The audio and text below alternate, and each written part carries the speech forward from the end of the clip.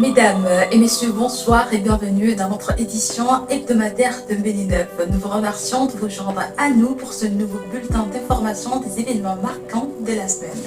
Commençons par une nouvelle d'envergure nationale d'importance. Cette semaine, le président kenyan William Ruto a tenu la promesse qu'il avait faite il y a quelques mois lors de sa visite aux Comores. Lors de la célébration de l'indépendance des Comores en juillet, il avait annoncé son engagement à exempter les citoyens comoriens de l'obligation de visa pour se rendre au Kenya. Nous pouvons désormais confirmer que cette exemption entrera en vigueur dès le mois prochain, en octobre.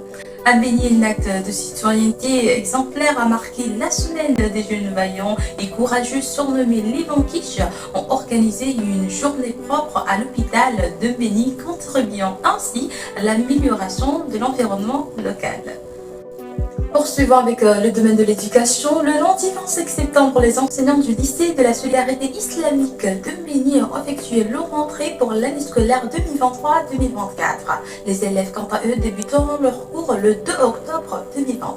Sur le plan politique, une délégation du ministre de l'Intérieur saoudien a effectué une visite à Moroni lundi. Ils ont rencontré la direction générale de la sécurité civile pour discuter des questions relatives à la sécurité et à la paix conformément à l'accord de coopération signé en 2013.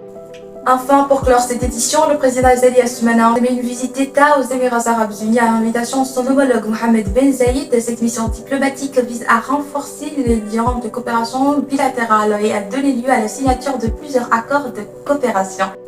Dans le domaine politique international, Sylvain Ité, l'ambassadeur de France au Niger, est rentré à Paris mercredi 27 septembre après des semaines de tension. Le président français Emmanuel Macron avait annoncé son départ imminent dimanche soir lors d'un entretien télévisé, alors que le diplomate et plusieurs membres de son équipe étaient retranchés dans l'ambassade depuis le putsch de la fin juillet. Passons à l'actualité sportive d'envergure continentale. Mercredi 27 septembre, la Confédération africaine de football a annoncé que le Maroc accueillera la Coupe d'Afrique des Nations en 2025. De plus, l'édition 2027 sera partagée entre le Kenya, l'Ouganda et la Tanzanie, tandis que l'Algérie a décidé de se retirer de la course. Délaissant l'Afrique de l'Ouest où des tensions persistent, le gouvernement de la transition burkinabé a annoncé mercredi soir qu'une tentative de coup d'État avait été déjouée. Plusieurs personnes impliquées dans cette tentative ont été interpellées et d'autres sont actuellement activement recherchées selon le porte-parole du gouvernement.